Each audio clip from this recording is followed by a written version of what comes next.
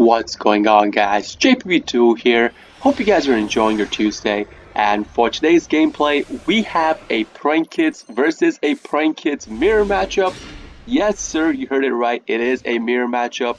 I was so excited in this gameplay when my opponent actually pulled a full Prank Kids combo. Seeing the deck list, there were differences. Let me tell you that this guy was running a Sky Striker mini engine with his Prank Kids deck list, along with a bunch of artifact cards and some other floodgates. But he is on a 60 cards Prank Kids deck list versus my 45 cards Prank Kids deck list, and I am going second for this gameplay as well. Also, I would like to apologize for not being able to upload a YouTube video yesterday, nor could I stream yesterday. It was all because my Steam would not allow me to log in. I was having server issues with Steam in my area, so I could not log in, could not stream, could not upload the YouTube video. I do apologize about it. With that being said, let's get on with today's replay. Now, I don't know about you guys, but the 60 cards deck list, whoever plays it, I don't know why, they have some insane luck, okay? 60 card draw, they always draw the most optimal hand they could draw. By the way, Enchantress is at 1 right now. This guy started with Enchantress in his hand in 60 cards deck list, which is pretty ridiculous in and of itself. So Enchantress is basically full combo right there. He gets the right activate, puts the token into Fateful Adventure, normals out a card. For the Prank Kids, on his side was Fansies, goes into Meowmoo, and from there on, he goes full combo, right? He gets the chain block off, gets the Griffin on the field, Draco Bag gets the discard, it gets attached into the Doodly Doo, and full combo from then on. But keep in mind, this guy did the combo a different way. So I don't know if you guys saw what he added with the Doodly Doo. This guy with the Doodly Doo, he added a copy of Prank Kids Place. Did not add a copy of Pandemonium at all. Now this means that either he has a copy of Pandemonium in his hand, or he decided to go into his Butler through the Predaplant route, right? That's the two options you guys have to think about. So he does that. I'm going to slow down the fast forward replay so you guys can understand what's happening. So with that, he activates the Pranks. Pranks get a pitch off, gets the token. So with that token, he goes into either a second copy of Doodly Doo if he wants to activate the Roxy's from the grave, or he could go straight into Bow Wow and then into Predaplant. Because once again, unless this guy has the cards in his hand, he will not be able to go into Butler. So he goes into the second copy of Doodly Doo, then goes into Bow Wow, then goes into Predaplant off of the Bow Wow plus the last special. Now over here, don't get me wrong, I know the opponent does have Griffin on the field, okay? I know that. And I know that he is going to use the Griffin Omni to negate my Nib, even if I throw a Nib in my opponent's face. But you guys need to understand, once you see your opponent start doing his turn, you need to prepare yourself for your turn as well. And to do that, you need to start thinking on your opponent's turn. You need to know what their end board could potentially be, how many negates they could put up, how many disruptions they could put up, what their back row could be. You need to anticipate all those things. And in my head, I'm thinking, looking at my current hand, okay?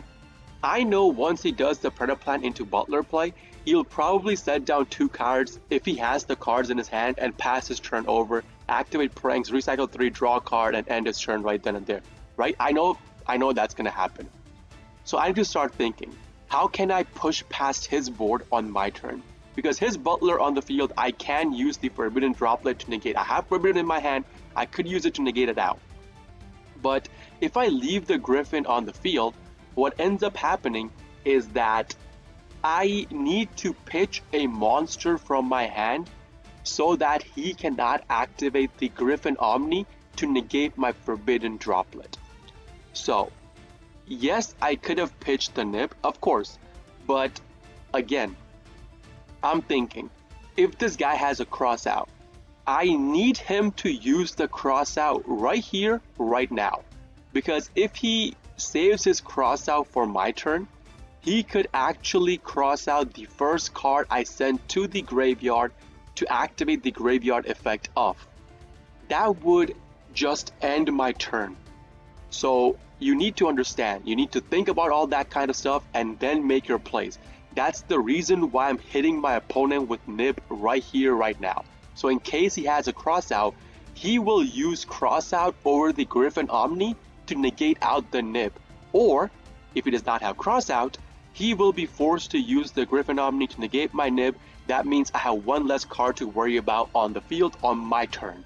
So that's the whole point of nibbing the opponent right now, or saving it to use for your Forbidden Droplet. So Griffin Omni goes through, negates and pops the Nib from my hand. I'm okay with that. Predator Plant activates, sets down the Thunder Dragonfish to the graveyard, goes into his Butler. So he is putting Butler on his turn, not on the opponent's turn. That's the biggest difference in this play. The pro is that you can play around Call by the Grave, but the con is that if your opponent has Imperm, they have Forbidden Droplet, they have Dark Ruler no more, or any card that target bounces like Sword Soul's Vishuddha, then you are just pretty much in a really bad spot at that point. So the cons are there, don't get me wrong, but another pro about this play is that it gives you a follow-up play for your next turn as well. Because with the Thunder Dragon Fusion in the graveyard, you could banish it, you could search for either a Fancies or a Corridor, and if you have Miyamu banished out and a Pranks combo starter in your hand, you can get the Corridor on the field, recycle out your Miyamu from the banishment pile, and then go full combo again. So there's two pros to this play, but they do have a bunch of cons as well. So with that, he does the recycle, gets a card draw, and ends his turn. Now our turn, we draw into a Foolish Burial. Foolish Burial being a really bad card. I already have the Adventure combo in my hand regardless. So at this point now, you try to bait out stuff. So I'm trying to bait out Ash Blossom from my opponent's hand.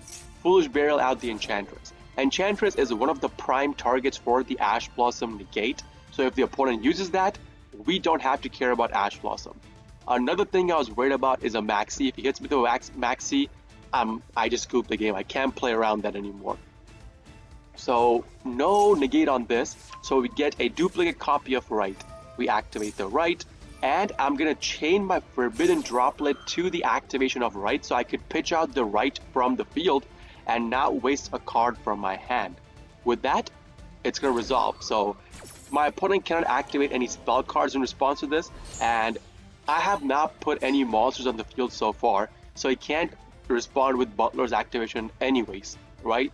And if this card turns out to be Imperm, yeah, he could Imperm me, but like he cannot Imperm anything. I have nothing on the field so far. So I'm good to go. If that card turns out to be a crossout, he would have used it last turn on the Nib, mind you. So I know that's not a crossout anymore.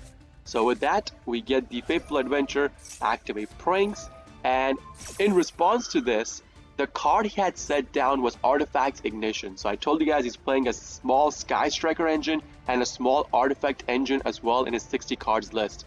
So this card reads, if you have an artifact monster in your deck, target one spell trap on the field, destroy the target, and if you do, set one artifact monster from your deck to your spell and trap zone. So basically, this will set down Artifact Scythe. That's pretty much what it's going to do. It's going to take away a spell trap on my side, set down Artifact Scythe, and pass over. This means I cannot go into my Omni Negate, but I'm okay with that. On my normal summon, he activates Butler to banish out the Miyamu. Now, I have done this myself as well, don't get me wrong. I have done this plenty of times because I wanted the Miyamu to get banished out, so that way the Corridor on my next turn can recycle out my Miyamu. That was the whole point of doing this, even if the Butler is negated. So I understand this from my opponent's point of perspective because he does have a Thunder Dragon Fusion in the graveyard for his next turn, right? So I understand that. But he's going to make a misplay afterwards, so be on the lookout for that. So with that, we go into our own Prankets combo.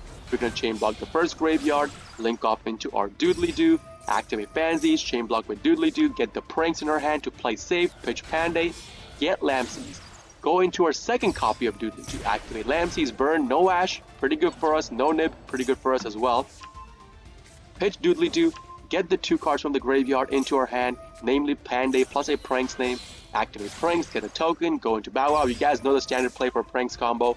We're going to banish out the Right from our hand, draw into another copy of Rocks. He's pretty useless, but that's okay. Now, I am going for game at this point, okay? I am saying, since this guy had not shown me any hand traps so far, I could legit go for game at this point. So that's what I'm going towards. I'm going towards killing my opponent this turn itself. So with the pranks and the token, I go off into my unicorn. Unicorn, I'm going all in, by the way. I'm gonna pitch out the Panday, and on the activation of unicorn, I don't know why, he activates Butler again. He thinks that activating Butler now will be able to pop my field. I mean, I don't know what he was thinking. I don't know if he knows how Forbidden Droplet works. Forbidden Droplet, Veiler, Imperm, even if you tribute that card going to the graveyard will still be negated. It's not like a Prank Kids normal summon. When it goes to the grave, it becomes a completely new card. That's not how it works. That's not how tributes work.